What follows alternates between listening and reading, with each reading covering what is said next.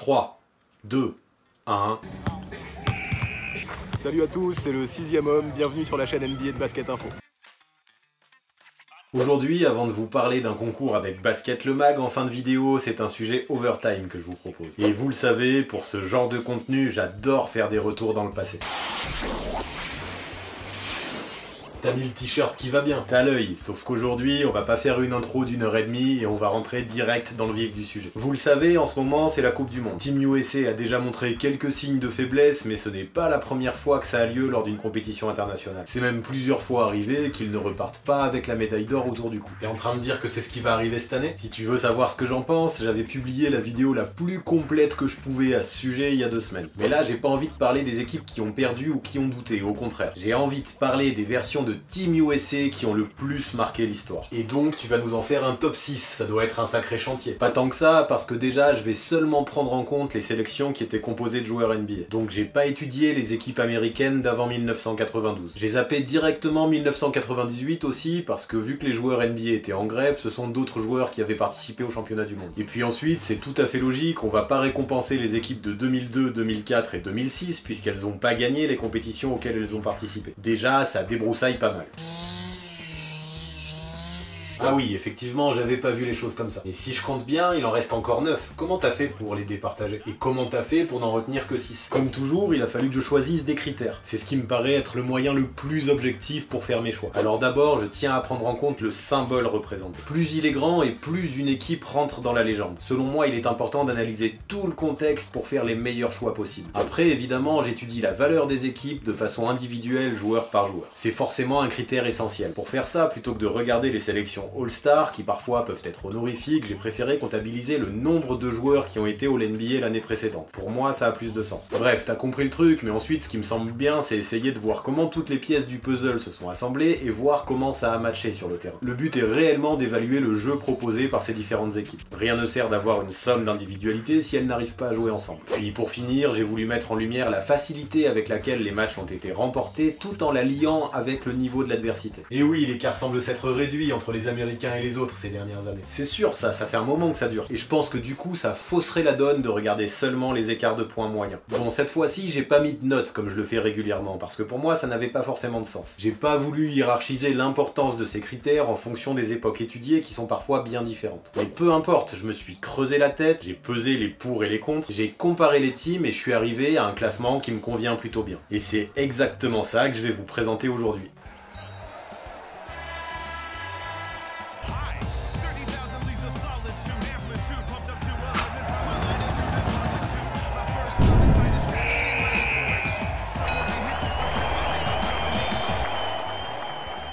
En numéro 6 de ce classement, je veux vous parler de Team USA 2010. Et là, pour commencer, j'aimerais évoquer le contexte. Championnat du monde en Turquie, les Américains n'ont pas remporté le mondial depuis 1994, soit 16 ans. Faut dire que l'équipe renaît à peine de ses cendres avec les nombreux échecs du début des années 2000. Sauf que là, malheur, aucun des joueurs champions olympiques en 2008 n'a désiré faire partie de cette sélection. Du coup, normal, ça inquiète pas mal d'observateurs. Tu m'étonnes, ça aurait été dommage que ce ne soit qu'un one-shot la victoire en 2008. Ça c'est clair, et au vu de l'effectif 2010, sur le papier, certaines mauvaises langues affirmaient déjà que ce serait le cas. Faut dire aussi que dans ce roster, il n'y avait qu'un seul joueur All-NBA, Kevin Durant. Et il n'avait que 21 ans. Alors à toute première vue, ça ne faisait pas forcément rêver de voir une équipe avec de telles ambitions menée par un bébé.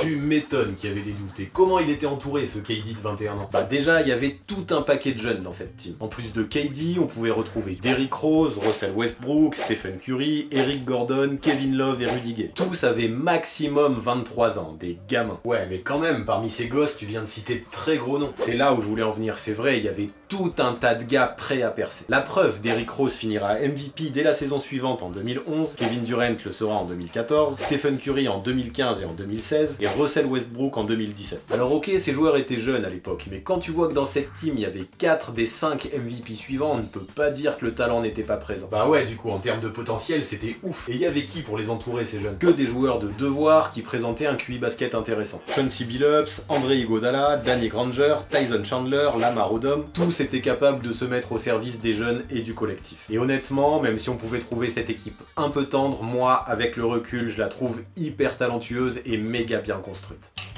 Eh bien dis-nous ce que ça a donné sur le terrain, parce que c'est là que ça devient intéressant. Et ben j'ai kiffé. Toutes ces pièces se sont mis au service de Kevin Durant qui a dominé la compétition de la tête et des épaules. Logiquement élu MVP, il a tourné à 22,8 points par match tout en tournant à 56% de réussite au tir. Tous les ballons passaient par lui. Pendant ce temps, les autres le servaient, mettaient en place les systèmes, défendaient et faisaient le sale boulot. La hiérarchie était clairement définie et c'était une vraie force. La défense, la solidarité et le collectif ont été des clés très importantes dans la route vers le sacre. C'était plaisant à voir. Ça a permis à KD de briller, mais aussi à Team USA de remporter sa première médaille d'or en 16 ans lors des championnats du monde. Et oui, ça rajoute des points dans le contexte, ça. Et ils ont gagné leur match facilement du coup? Plutôt oui, 24,5 points d'écart en moyenne tout en rencontrant des adversaires de valeur. Après, les mecs se sont fait peur quand même en poule face au Brésil en remportant le match à l'arrache par seulement 2 points d'écart. Merci les lancers francs ratés par Huertas dans le money time. Mais mis à part cet accident évité de peu, personne n'a pu vraiment regarder les Américains droit dans les yeux durant cette compétition. La finale sera d'ailleurs remportée face aux Turcs chez eux dans une ambiance de fou, 81-64 avec un énorme Kevin Durant à 28 points. Quand tu vois la moyenne d'âge de cette équipe, c'est vraiment pas mal quand même. Alors même si comme tu le dis, cette équipe était très jeune et que le Brésil a réussi à les faire douter, le talent, le symbole et surtout le jeu proposé font que cette Team USA obtient la 6ème place de mon classement du jour.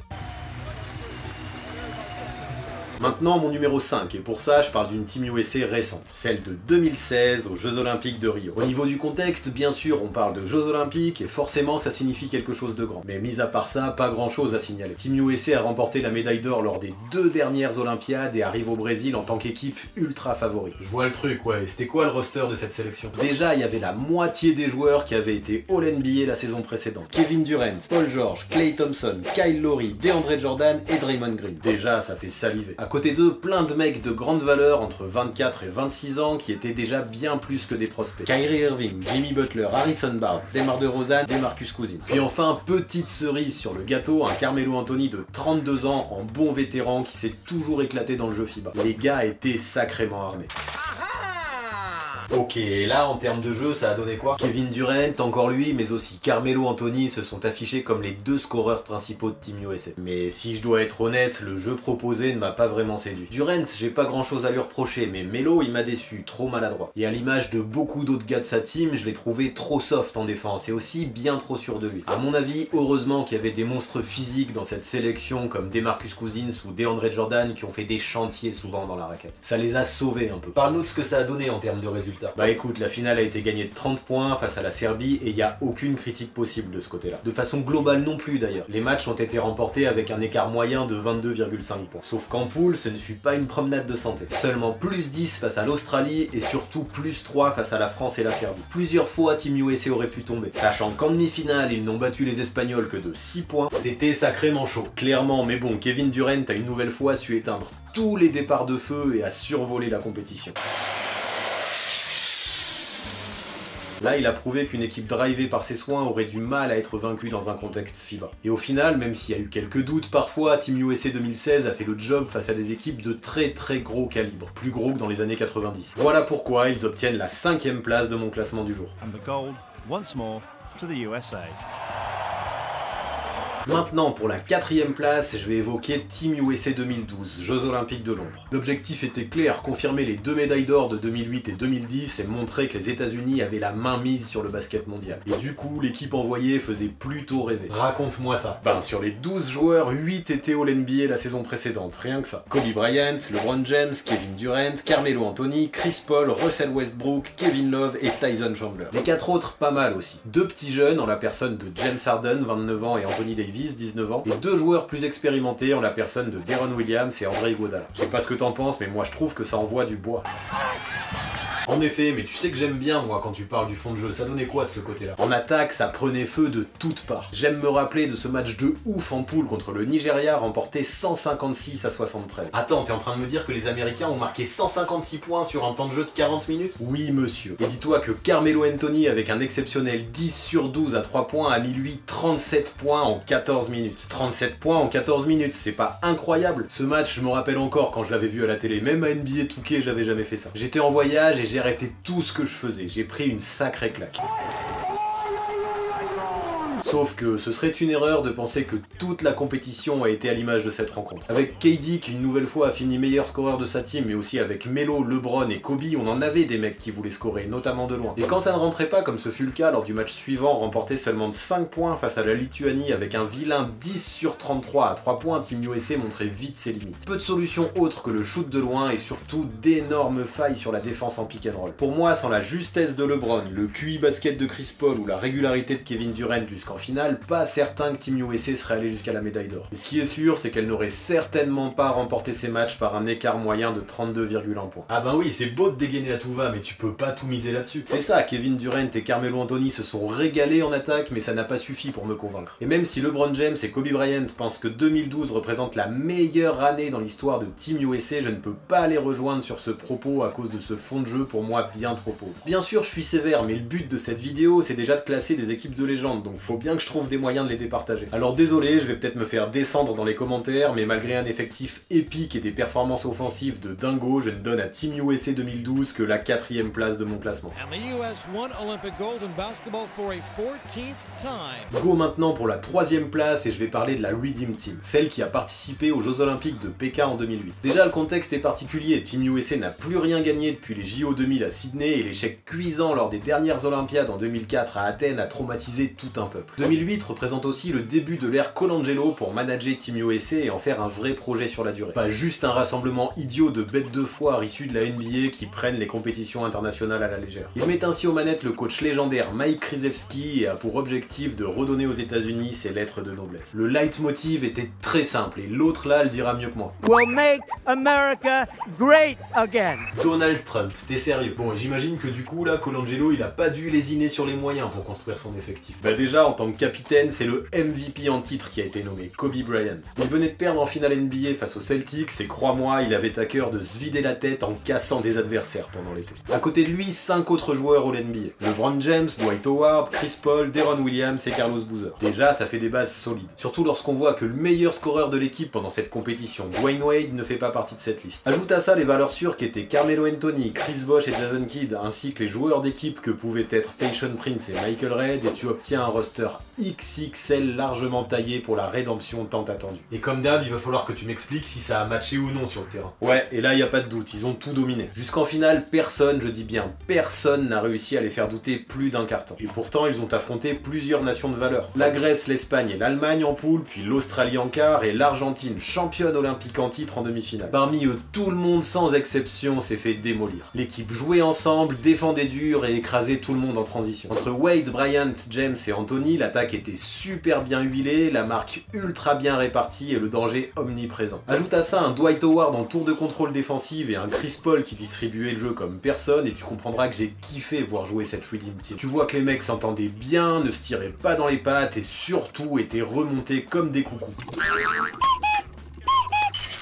Et puis en finale, même si l'Espagne a cru pendant une mi-temps qu'elle pourrait battre Team USA, Dwayne Wade et Kobe Bryant étaient bien trop forts pour ne pas s'octroyer l'or. Cette équipe finira le tournoi en remportant ses matchs avec un écart moyen de 27,8 points et obtient ainsi la 3e place de mon classement du jour.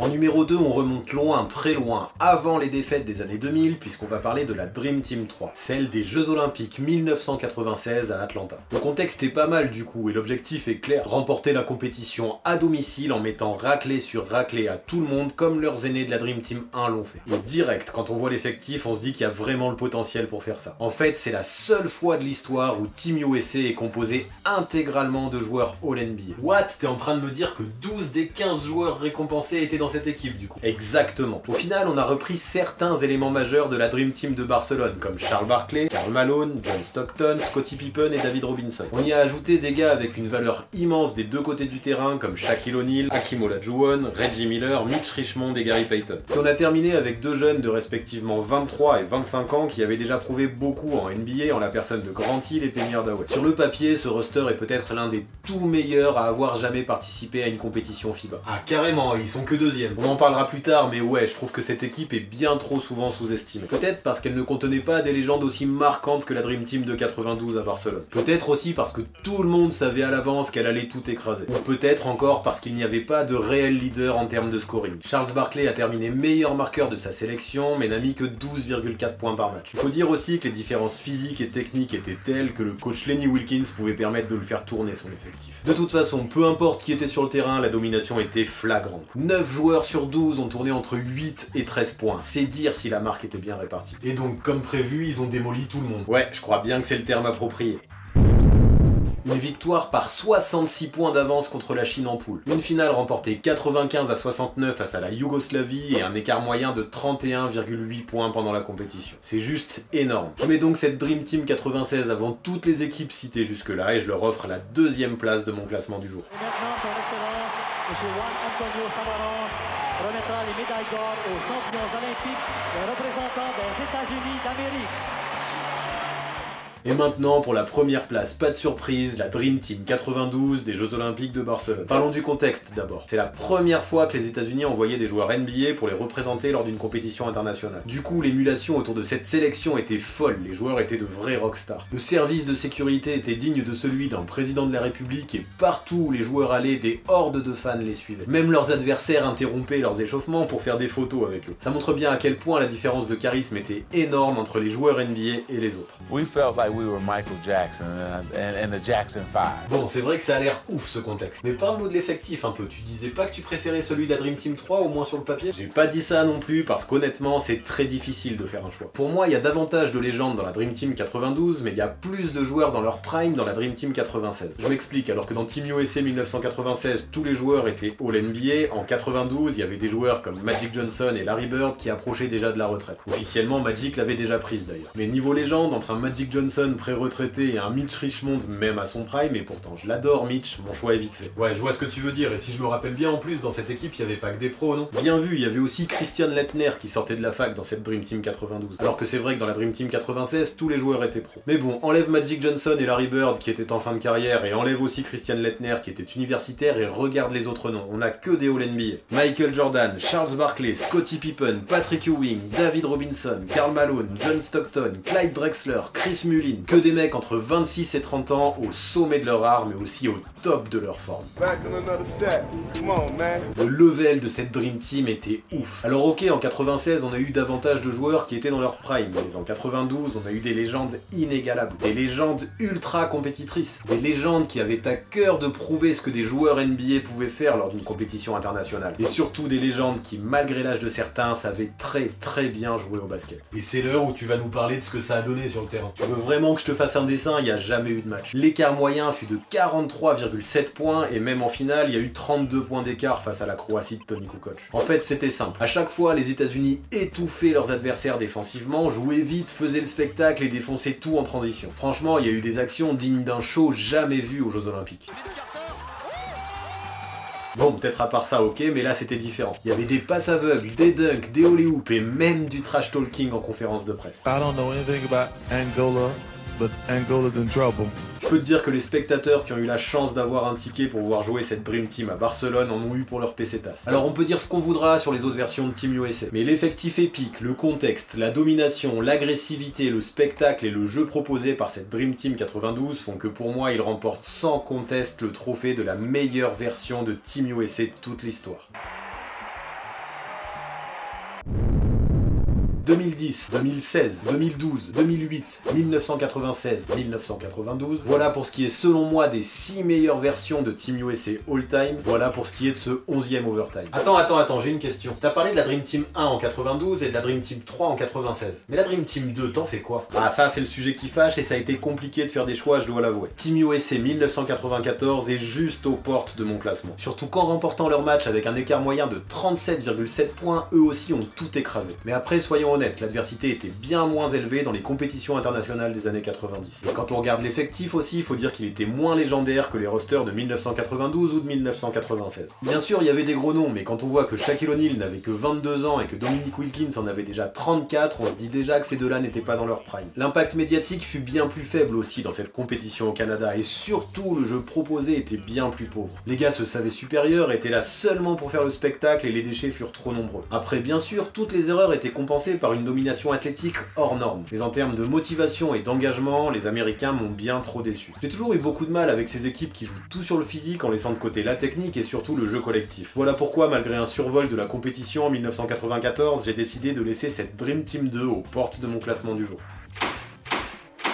Je comprends. Bon, je t'embête plus avec mes questions, la vidéo est déjà longue, il est temps de conclure à mon avis. Yep, et comme d'habitude, je ne vous laisse pas sans faire une place à votre rubrique. Pour commencer, je vais vous parler de mon projet actuel sur Insta. Ceux qui me suivent le savent, je prépare une méga FAQ preview pour la rentrée. Du coup, tous les jours, je vous propose dans mes stories une équipe pour laquelle vous pouvez me poser des questions. Mon objectif parmi celles-là sera d'en tirer une au sort et d'y répondre en 24 secondes comme je kiffe le faire. Bon, il y a pas mal de teams qui sont déjà passés là, mais vous pourrez toujours les retrouver dans mes stories à la une et me poser vos questions en message privé. Alors pour participer à tout ça, et j'y tiens, c'est sur mon compte Insta que ça se passe. Ensuite, faut que je vous parle de Basket le Mag. Bah ouais, j'avais pas oublié, tu nous avais dit qu'il y aurait un concours. C'est ça, leur numéro de septembre vient de sortir et c'est un spécial Coupe du Monde. Comme d'habitude, c'est précis, c'est réfléchi et c'est approfondi, tout ce que j'aime. Ça me plaît parce que c'est un magazine qui apporte une vraie plus-value à tout ce qu'on peut déjà trouver sur internet. Là, il nous présente notamment le programme de la compétition, analyse les chances des Français et répond à 10 questions qui brûlent les lèvres de tout le monde concernant le mondial. Franchement, vous l'avez compris, une nouvelle fois, j'ai kiffé ce numéro. D'accord, il faut faire quoi pour participer au concours? Eh bien déjà, faut répondre juste à cette question. À quelle place les États-Unis ont-ils terminé lors des championnats du monde 2006? Vous avez la réponse, mettez-la en commentaire. Ça vous donnera une chance d'être tiré au sort et de remporter l'un des 2 abonnements découvertes de 3 mois mis en jeu par notre partenaire du jour. Et comme tout le temps, vous le savez, j'annoncerai les noms des 2 gagnants lors de ma prochaine vidéo. Pour ne pas la manquer, comme le dit Théo Malédon. Abonnez-vous à la chaîne 6ème Homme. Et activez la cloche pour recevoir les notifications. Pour le reste de l'actu, c'est sur Basket Info, vous pourrez par exemple y trouver un super quiz NBA orienté Coupe du Monde. Ouais, et pour une fois, j'ai fait 10 sur 10, dites-nous en commentaire si vous faites aussi bien. Branleur, va. Pour rejoindre la communauté, venir débattre et pronostiquer avec nous, c'est encore et toujours sur Discord que ça se passe. Je mettrai le lien de l'invitation dans la description. Et puis pour finir, vous connaissez les bails, ce qui me ferait plaisir, ce serait que vous me mettiez un énorme pouce bleu si vous voulez pas que je jette un sort vaudou à votre team préféré. A très vite.